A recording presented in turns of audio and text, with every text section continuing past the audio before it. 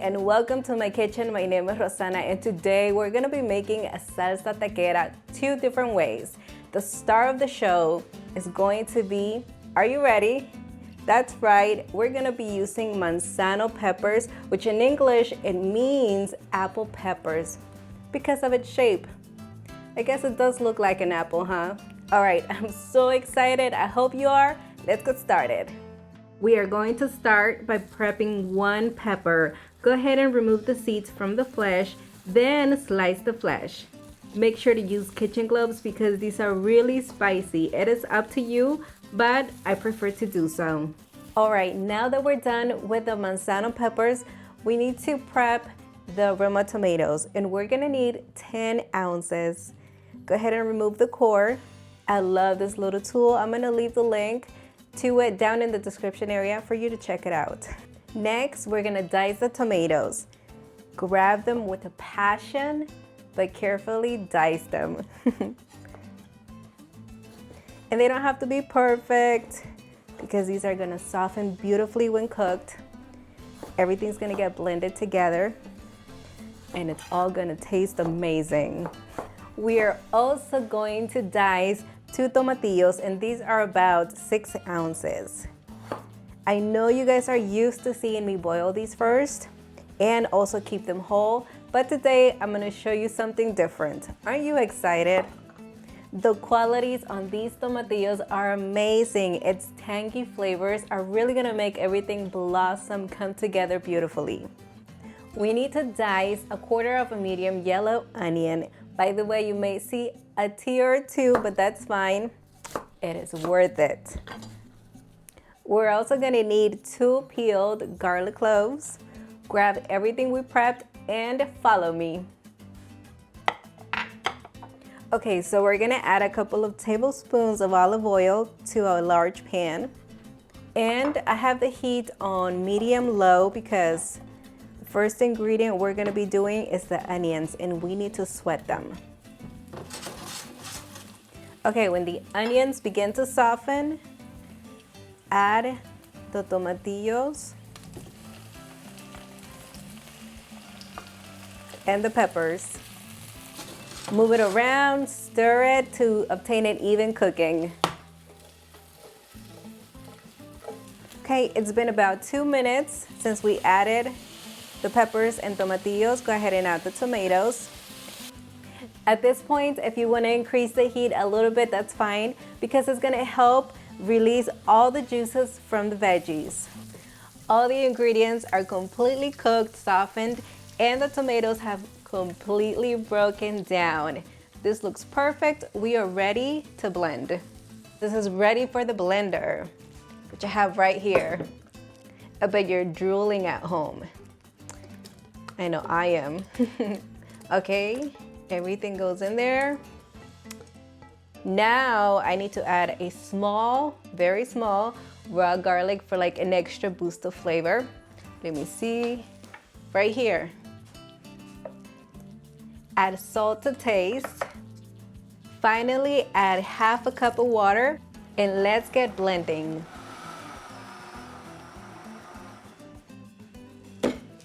This looks amazing. I'm excited. Okay, we're gonna taste just to make sure it has enough salt. Perfect. It's spicy, but it's good. Look at this color. This salsa will look amazing on any of your dishes. Okay, let me show you how to make the second method. And I'm gonna be using the exact amount of ingredients that I used for the first one. I'm pretty sure you've seen me roast ingredients in previous recipes, and that's exactly what we're gonna be doing for this one. Make sure your comal is hot enough to cook the ingredients and char them all around. I've set mine to medium-low, but it can depend on your stove, so medium to medium-low would be good. And we're gonna add the onion. As you can tell, I went ahead and sliced it differently. All I want is thick slices so they can cook and have enough time to char as well. You're also gonna do the garlic, and we're gonna leave the peel on for this one. Add the tomatillos whole, just like that, the tomatoes, and the whole pepper as well. Guys, as you can tell, I have a comal designated for roasting vegetables. That's because it can get really beat up. I'm not attached to it at all, so whatever happens, happens, and it gets the job done. Go ahead and turn as needed because we want all the sides to char and get that beautiful blackened color. We have some real action going on here. Just know that some of the ingredients may cook and char faster than others, so just remove them as needed. And that's the case for the onion. The garlic is good to go. It feels soft. Here come the tomatillos. They've kind of charred on all the sides, but since now they're really soft and cooked through, some of that skin kind of burned off, but that's fine because you're gonna get all that penetrated flavor. That's exactly what you want. These are fully cooked and very soft. And that's it. Let's remove these and keep moving. I forgot to take off the core from the tomatoes, so please do that. I had to do it after they were cooked and they're really soft, so it's easier to do it before. I'm also gonna be using the same blender because it's basically the same ingredients, so we're gonna be fine.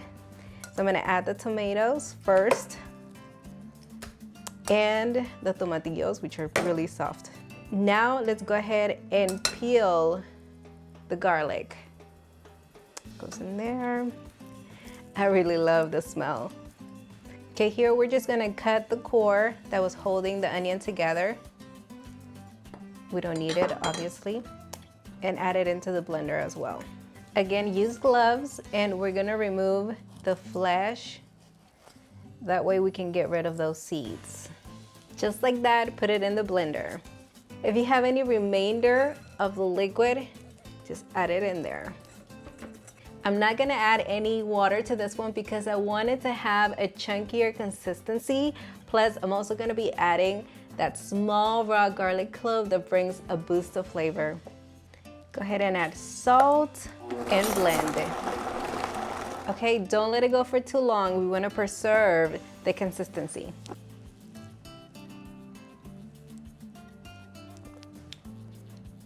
Oh my goodness. The smokiness is real. I love it. It is truly amazing how the same ingredients using two different methods can have different outcomes. Look at these. You already saw me taste them. I love them. You can use them for any of your favorite tacos. I actually like to pair it with some eggs in the morning. It's so good. I just find any excuse to have these. They're incredible. Well, we reached the end. I really hope you enjoyed this recipe. Don't forget to share it with friends and family and come back and let me know how it went down in the comment area. I'd love to hear from you guys. Don't forget you can follow me on all of my social media platforms, and also make sure to subscribe, like this video, and click the notification bell. That's how you show me all of your love and your support. All right, until the next one.